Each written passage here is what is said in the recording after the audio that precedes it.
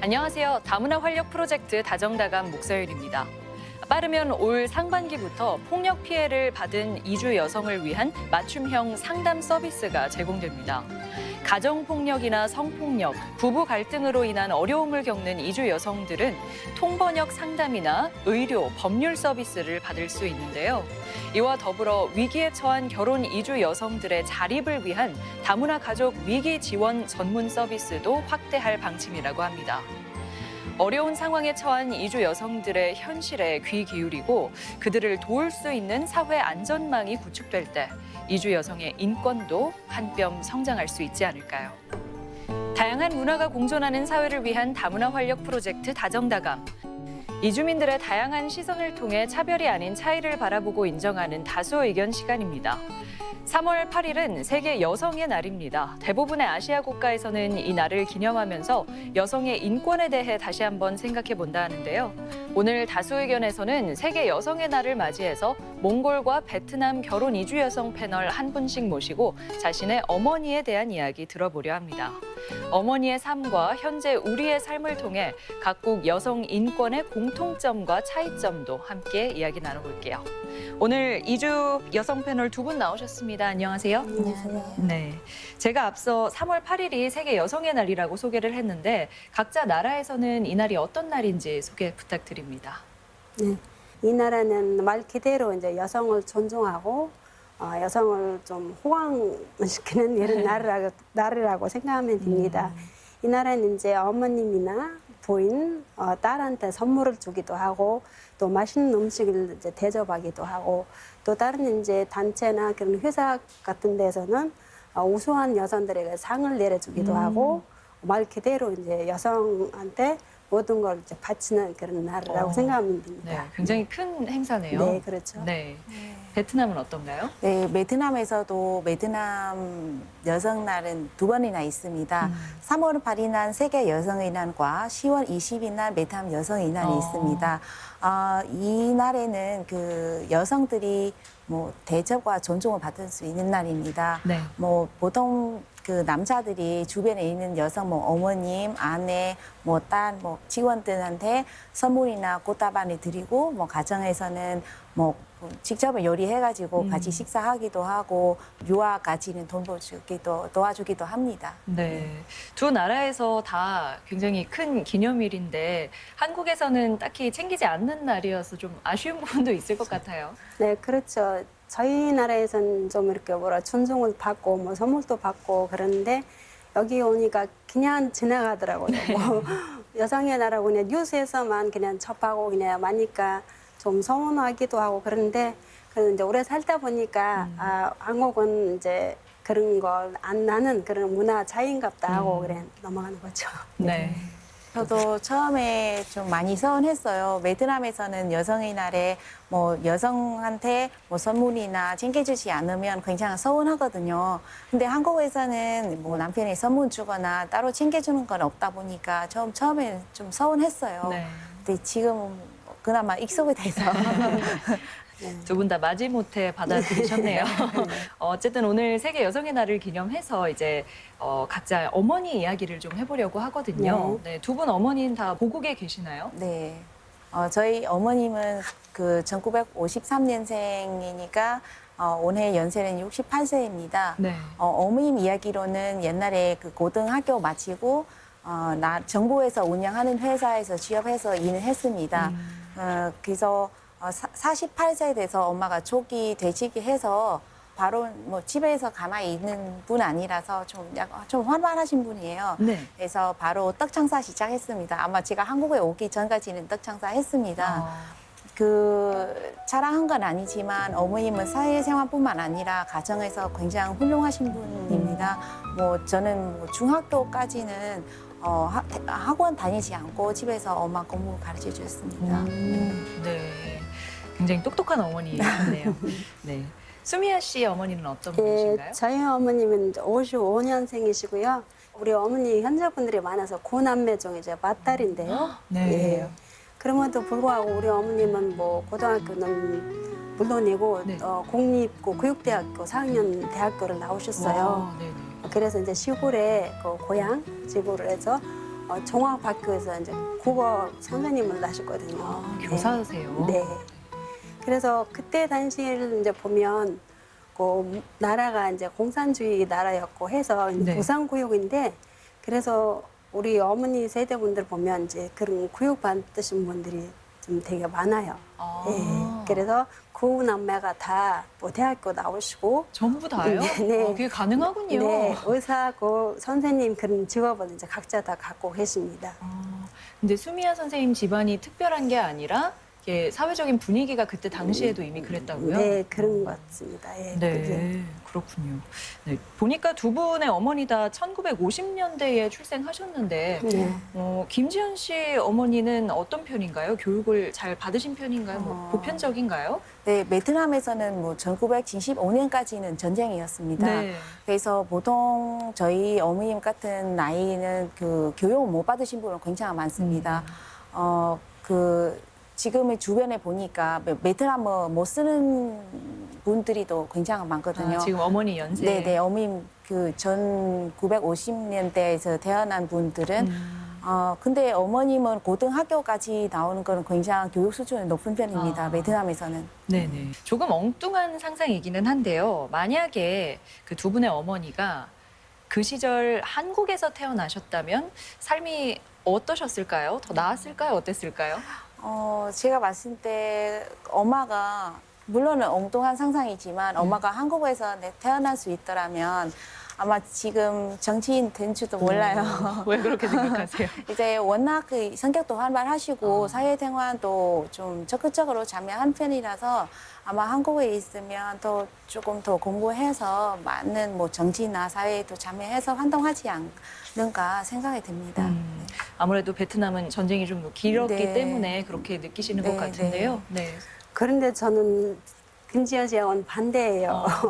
왜냐면 그때 당시 한국 사회를 이제 생각해 보면 좀 이제 어렵고 살기가 힘들었을 것 같은데 네. 이제 한국 전쟁도 있고 그 후에 이제 막 발전하려는 그런 단계니까 그래서 만약 우리 어머니 현재분들도 많고 또 밭다리다 보니까 아무래도 막 뭐 대학교까지 배우기가 힘들었을 것 같아요. 네. 좀 어려웠지 않을까. 그래서 다행히 몽골에 대놓으셔서 그래도 이제 교사까지 이렇게 하셔서 직업을 가져서 좋은 일이다 이렇게 생각합니다. 네. 그것 자체도 대단하지만 심지어 구남매의 맞이라고 하셨잖아요. 네, 네, 그렇죠. 한국에서는 네, 굉장히 독특한 케이스가 됐을 네, 것 같아요. 그렇죠. 네.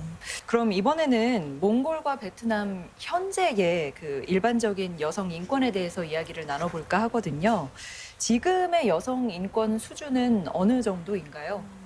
저희 베트남에서 1945년 이전에는 그 6.25 사상에 크게 영향을 받아서 그 남존 여비 현상이 좀 심각했습니다. 그러나 1945년 독립한 이후는 여성의 기본 권리 보장법 만들기 시작했고 그때부터 여성의 권리에 조금 관심을 많이 가져갔습니다. 네. 헌법에 보면 그 여성은 모든 면에서 남성과 동등한 권리 가진다. 뭐 여성의 존엄성을 침해하거나 뭐 남녀의 불평등하는 모든 행위가 금지하다는 그 내용도 많이 나와 있습니다. 네. 현재 베트남 정부에서는 또 뭐 남녀의 평등, 뭐 여성의 인권 증진하기 위해서 많은 노력하고 있고 또 베트남 여성들이 뭐 사회 정치에 그 참여 비율은 많이 증가하고 있습니다. 현재 베트남 국회 여성 그 회원 비율은 26.72% 차지되어 있고 세계 그 가장 높은 그 비율입니다. 네. 네, 그 여성들이 또 자기 그 서서히 자기 그 권리를 주장하고 있고 그런 반면에 자기 어떤 권리, 어떤 보장을 받을 수 있는지 모르는 사람도 굉장히 많이 있습니다. 뭐 예를 들면 가정 폭력 일어나거나 뭐 성희롱, 뭐 성폭행에 당했을 때 여성들이 뭐 사회 문제 아닌 개인 문제다. 여성이 잘못했기 때문에 그런 일이 생긴다. 그런 생각하신 분 많이 있습니다. 네. 그럼 그 여성 권리 보장법이 생긴 지는 뭐 오래야 70 몇 년 됐지만, 됐어도 네.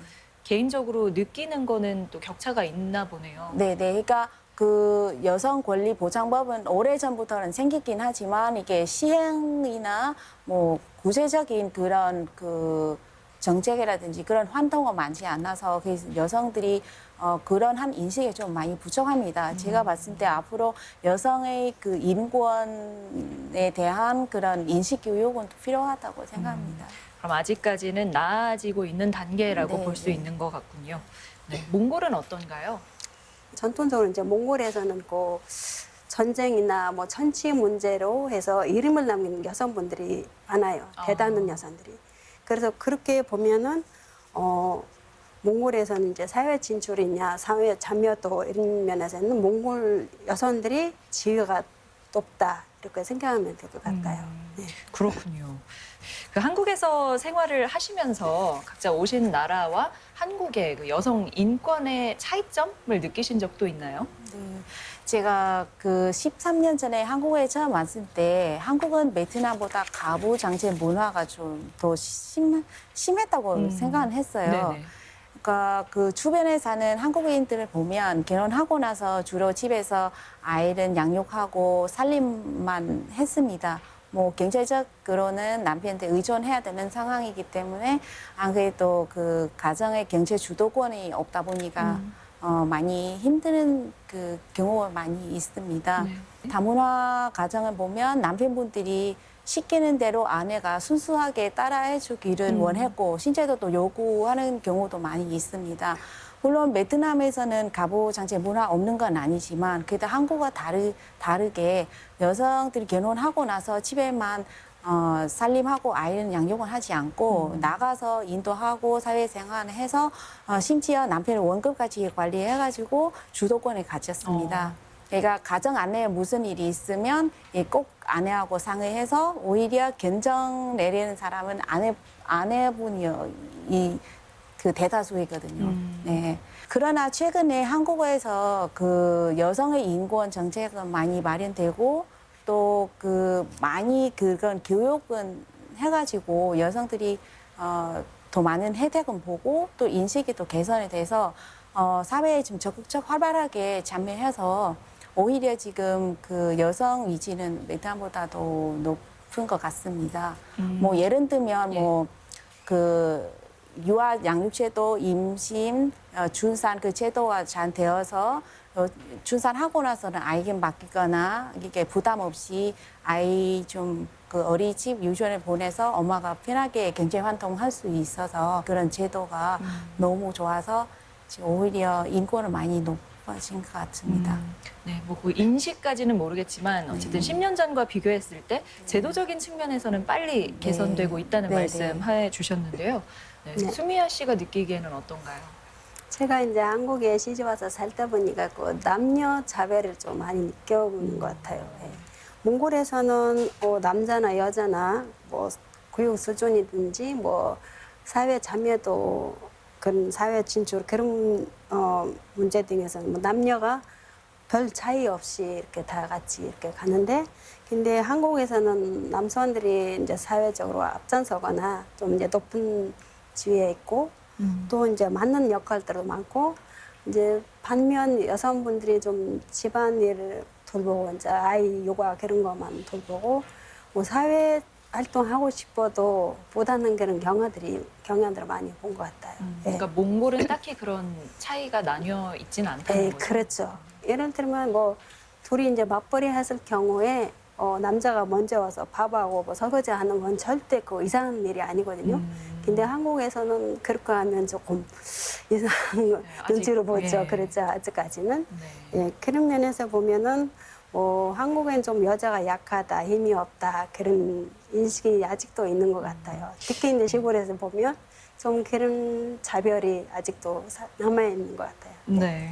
어쨌든 두 분 다 한국에서 이 남녀 차별이 뚜렷이 느껴지는 부분이 있었다고 이야기하시니까 좀 씁쓸하기도 한 것 같습니다.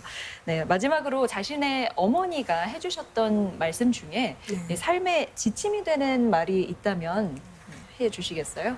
네, 보통 어머님들이 그 딸한테 뭐 말도 예쁘게 해야 되고 집안일도 잘해야 그 시집이 잘 간다고 그런 말씀을 많이 하시는데 저희 어머님 그런 말씀은 크게 뭐 강요를 하지 않았습니다. 오히려 어머님은 뭐 여성은 뭐 마음만 먹으면 뭘 하는 일이 없다. 그런 얘기 하거든요. 또 시집에 가면 집에서 아이만 키우지 말고 또 나가서 일도 하고 사회생활을 해야 더 건강하게 살 수 있다. 그런 말씀을 오히려 더 강조를 하셨습니다.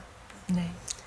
저희 어머님 이제 교육자 분이시기 때문에 그 공부하는 거 그런 자기 교육열이 이제 아주 높으셨어요. 네. 그래서 저를 이제 학교 입학하기 전에도 이렇게 알파벳을 떼고 뭐 책 읽히는 거 그런 것도 많이 시켜주시고요. 그리고 이제 여자는 뭐든지 배우고 이제 사회로 나가야 한다. 또 돈을 벌어야 한다. 이런 개념을 갖고 계셨어요. 그래서 제가 이제 엄마 소원대로 대학교까지 나오는데 네. 하지만 이제 한국에 시집 오는 바람에 그 일을 이제 못 하거든요. 그 선생님 일을 못 했는데 엄마가 제일 아쉬워하시고 이제 안타까워하시더라고요.